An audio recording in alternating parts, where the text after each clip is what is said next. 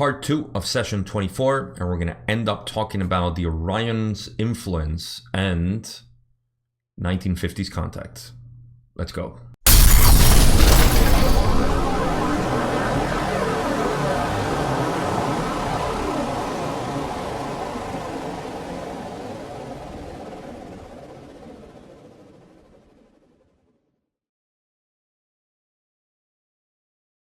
So, in the last video, we talked about the last couple of thousand years where Yahweh was trying to create some modifications in humanity, and they were trying to help with the dissemination of the law of one by different means, but of course they found resistance, and the Orion group found fertile soil to make their moves and create even more negative polarity, which they accomplished really, really well. So we're going to finish up talking about the Orion group in this session, and then we're going to end up talking about the 1950s contact, which actually started everything in the Confederation, given the information the way they did, and of course the channeling of Ra and everything else that still goes on today, believe it or not, thanks to the LNL research and other people. So let's go to the rest of the session in question 24.11, where Don says, very good. Did the Orion group use similar methods for their impression 3,600 years ago? Ra says the group, or empire, had an emissary in your skies at that time. Don says, can you describe that emissary? Ra says the emissary was of your fiery nature, which was hidden by the nature of cloud in the day. This was to obliterate the questions of those seeing such a vehicle and to make it consonant with these entities, concept of what you may call the creator. Don says, and then how was the impression of information or information passed on to the entities after they saw this fiery cloud? Ra said, by thought transfer and by the causing of fiery phenomena and other events to appear as being miraculous, through the use of thought form. So in the last video we covered how these thought forms were used in Ezekiel's vision, the wheel within the wheel reference that they made, and something very similar is happening here as the Orion group was contacting the people to create their own philosophy and to give this type of information. So the one that they're talking about was of a fiery nature, and that was the appearance that was giving to kind of conceal the way that the vehicle was causing this. You can see this as technology being used and hidden from the people, so they couldn't see something that made too much sense, and it was more mystical and miraculous. So it's almost like if we would go now with our technology and impress people who have not been in contact with humans for a long time, and we can impress them and it would look like we were gods or witches or sorcerers or something like that. I don't know. They would see it as magical. So the same thing was happening back then, and this was the best way for them to cause the influence. Now remember, the idea, and think about the nature of human mind.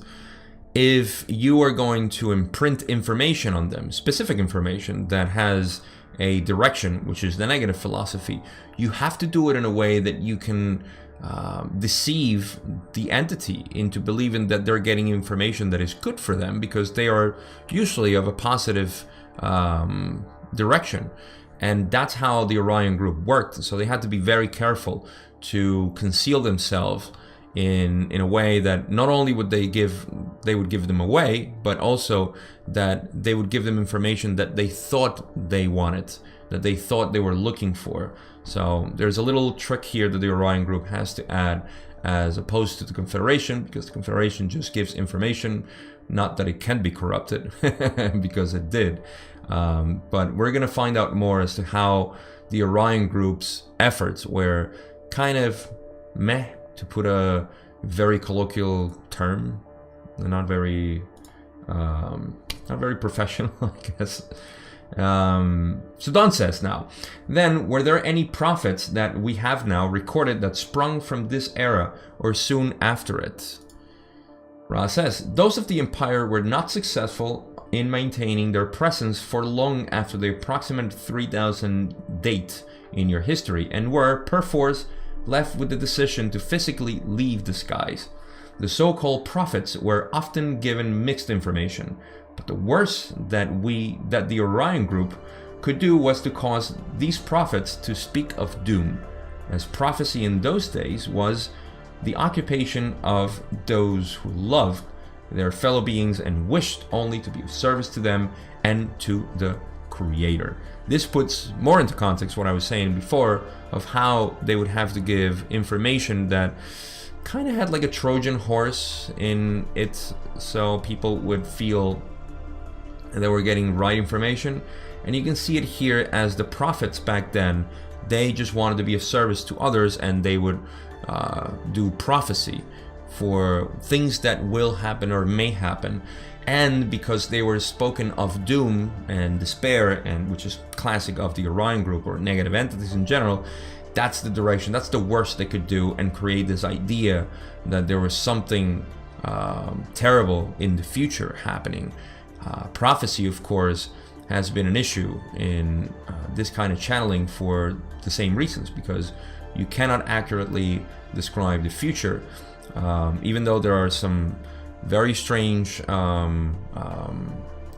prophets that have described the future in different ways, and they've gotten really close, but that has to do more with the Akashic records, as say Edgar Cayce allegedly had, or actually by the Ra group they said he did, and there are others that had this access. But in any case, what the Orion group tried to do kind of failed in that regard, because people were very positively oriented, and that's the worst they could do back then. So Don says, now, could you tell me if you're saying the Orion group was successful in polluting, shall we say, some of the positively oriented prophets with messages of doom? And Ra says, this is correct. Your next query shall be the last full query for this session. And Don says, could you tell me why the Orion group had to leave after, I believe, it figures to be a 600-year period? Why they had to vacate?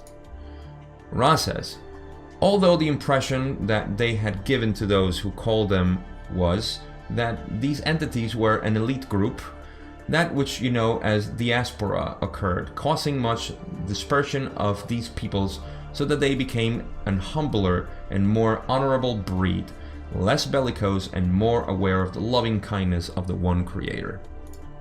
The creation about them tended towards being somewhat bellicose, somewhat oriented towards the enslavement of others, but they themselves, the target of the Orion group by means of their genetic superiority weakness, became what you may call the underdogs, thereby letting the feelings of gratitude for their neighbors, their family, and their one Creator begin to heal the feelings of elitism, which led to the distortions of power over others, which had caused their own bellicosity. So the information was imprinted well on these people, and they were leaning towards this type of behaviors, but because of diaspora and just spreading out of them, it didn't allow for them to create these groups or elites as the Orion group was intending to have.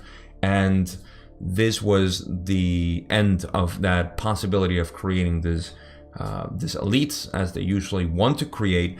And well, they tried and did create now, as we can see in the world. But even though there was this leaning, like I said, towards bellicosity and negative oriented behaviors, because they were more dispersed, now they were also more friendly to others and more, I guess, grateful of being in the position that they were. So that's what happened. And there was definitely a, like Don asked in the previous question, an attempt to distort this type of positive information, as we can see.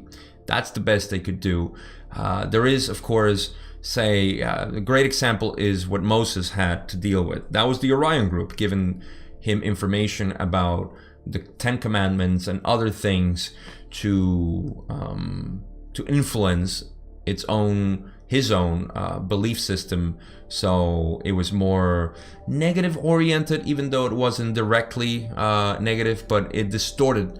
It's almost like, destroying the sandcastle or changing the sandcastle, from the original creator of that structure, say, which was just the law of one teachings. So that's what the Orion group did back then. This is what they try to do again with the bigger entities that they created. We talked about that before as well. And because of just the future, the destiny of these entities, it didn't fall into, fertile soil in this case for the creation of the elite. All right, let's go to the last question where Don, this is actually part of book 5. This wasn't published in the first books, the original books, because they took away information that was not relevant to the law of one, history, and so on. And you can see why. And this is why I wanted to end the session talking about this, because it actually circles back into the raw material and everything else that has been transpiring now. And I'll give my conclusions out of this so we can have something practical out of this as usual. All right. So Don says, I would really be interested to know if Dwight Eisenhower met with either the Confederation or the Orion Group during the 1950s or that time. Ra says, the one of which you speak met with thought forms which are indistinguishable from third density. This was a test. We, the Confederation, wished to see what would occur if this extremely positively oriented and simple, congenial person with no significant distortions towards power happened across peaceful information and the possibilities which might append therefrom. This is incredible to get this information about Eisenhower, the President of the United States, this is something that we knew for a while in other information, not from the raw material, of course, but from other sources, that Eisenhower actually had meetings with what we call ETs. I don't like that term. I like different interdimensional beings that are not ETs. ETs to me has gotten a connotation that is kind of even goofy for people to talk about, and it doesn't really describe interdimensional beings as people from other dimensions are, or entities from other dimensions are. So again, but let's use the ET term because it's very associated with the 1950s, UFOs, Eisenhower in this case. And this is what the Confederation tried to do. It was the Confederation who contacted Eisenhower because they saw this extremely positively oriented and simple congenial person with no significant distortion towards power. What would happen if he would come across peaceful information and the possibilities which might append therefrom, knowing that there are other entities out there. His granddaughter, I believe, or great-granddaughter, Laura Eisenhower, very known astrologist in this era. Go check her out if you don't know who she is.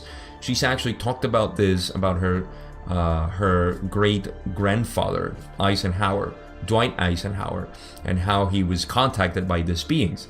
So what happened was, and we'll explain a little bit more because Ra has something else to say, is that the Confederation contacted him to see how he could deal with this information. Him being the President of the United States, none other, and in the 50s where everything was starting, things were exacerbating, extremely accelerating towards the new era that we're living right now. It all started after World War II. Remember, Eisenhower was general then. So this is very, very important, a crucial time actually, for the turn that we took in society and the global agenda that we now know. So without getting too further into that, I'm going to read the last part of what Ra says in this question. And they say, we discovered that this entity did not feel that those under his care could deal with the concepts of other beings and other philosophies. Thus an agreement reached then allowed him to go his way, ourselves to do likewise. In a very quiet campaign, as we have heard you call it, be continued alerting your peoples to our presence gradually. Events have overtaken this plan. Events have overtaken this plan. Couple of things to take out of here. First, Eisenhower said, I don't think people are ready. I don't know. I'm not going to judge him for that. Maybe people weren't, and that's just, the turns that we take. And I know some people might say, oh my God, why did you have to say that? Because the Confederation was coming here to say, hey, can we show ourselves? Can we start telling people, woohoo, we made it, 4 densities here. Let's cheer up. And Eisenhower said, they're probably not ready. So what happened was that they withdraw themselves. Eisenhower went his way, as they said, and they tried to continue alerting your peoples of their presence gradually. This happened through the context that we know in channeling. W.B. Smith research. Then came the LNL research. Don Elkin was very interested. Remember, he started around late 50s, early 60s to get involved with all this information, and he started doing all this channeling and doing some scientific research. History that it's out of the scope of this video, but this is where it all started. These channelings. The Confederation started giving this information and imprinted this information through channels. And it has continued up to today. You can still find transcripts from the meditations that they do at the LNL Research in Kentucky, USA. And you can see this, I like the word that they say, events have overtaken this plan. Other things that happened was that the UFO abductions, because of information war, you can see that once the, I will use the term ETs, started coming again here in the 1950s, the governments, secret governments of course, and the elites that exist, that elite that came out from the Orion group's philosophies, they started suppressing this information or misguiding people into what was actually happening. These UFO abductions were actually positive.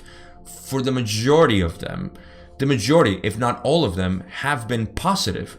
The negative abductions have been the ones conducted by the secret government or the military-industrial complex, which created this to scare people. For people, the neurosis that creates, you can have 100 positive interventions and you just have 1 negative, and people will freak out.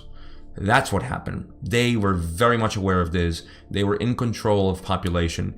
Here is where, and I apologize to get too deep into what happened to society back then, but this is where everything got corrupted from our food industry. So we started getting this chemical war to suppress natural human development and other capabilities.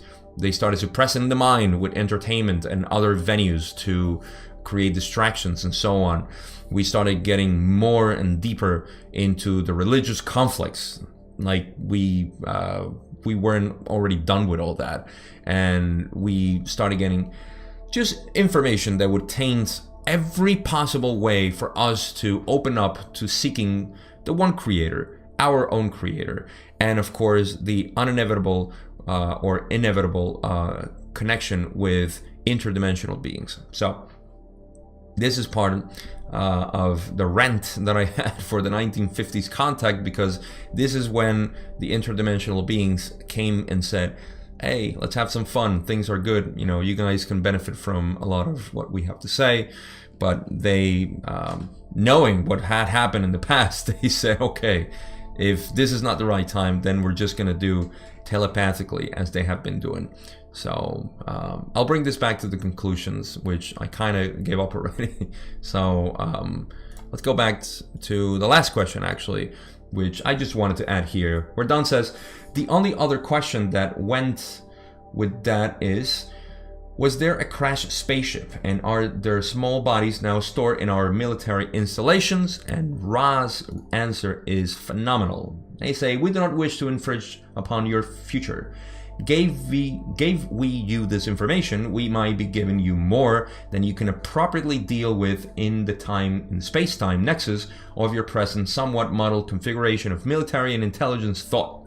Therefore, we shall withhold this information. The law of confusion. They didn't want to give information of something that was cooking, brewing, 1981, with the military-industrial complex and the intelligence that was being formed back then that we now know as the secret space program and other secret programs that were conducted at the time. This is the crash, of course, of Roswell and other crashes, because there were many. If you think Roswell was the first one, or actually the only one, you would be mistaken. There have many reports and people who have worked in retrieving this crash. I believe William Tompkins was one of them involved, very known, but I digress. The point is that Ra didn't want to give that information.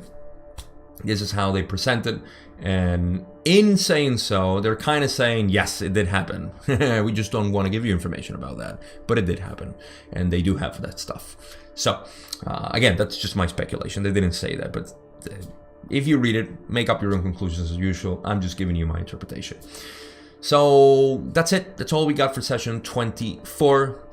My conclusions on this: now that we know the whole process of how the Confederation have been trying to help from the beginnings of just saying, hey, we're here, we're a spaceship, we do this, to building the pyramids, to giving us the law of one, to trying really, really hard to not cause more distortions in humanity, we are at the point where we can only communicate with them telepathically. I don't believe they're going to show up, because they know the impact that they may have, giving the society's direction that we have in our own collective consciousness being very much suppressed to the idea of interdimensional beings as they were.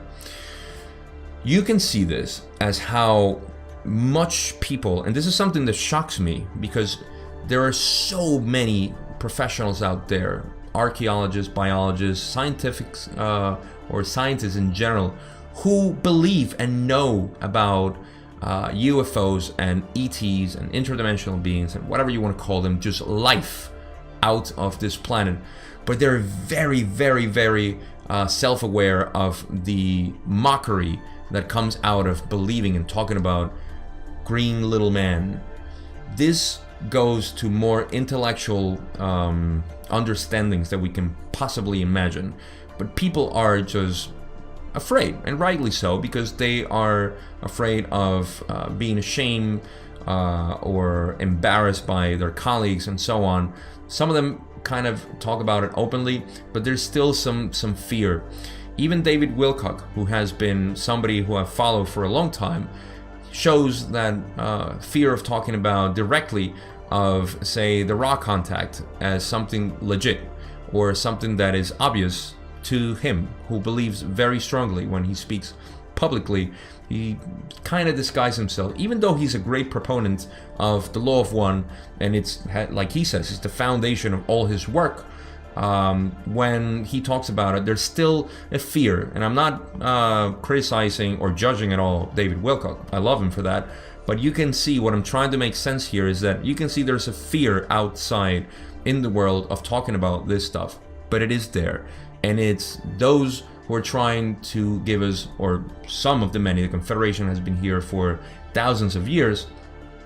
All they want to do is give us the law of one, which is their way of saying, we are all one. You should seek love, because we are on the path of converting into a fourth density planet, which is based on the heart. So that's my conclusion there. Just keep seeking. You don't have to seek the Confederation. You just have to seek your heart in this way, which is all that translates into in the end. So that's it. That's all I got for session 24. In the next session, we're going to cover more about this first book, as Don continues to wrap up the content that he had in mind. And just a little personal information here, this would be the last session recorded in my underground cave, provisional cave, for the past couple of months. Next time it's going to be sometime in my future, in my time space, not in yours. It's going to be next week, of course. As you see this, it's going to be a different environment. Things are going to change, and hopefully a different energy and environment here. So just wanted to add that. Thank you so much for watching as usual. All the description, or the links, are in the description box. If you're new, subscribe. And in any case, I'll see you next week. Thank you for watching, and I'll see you then.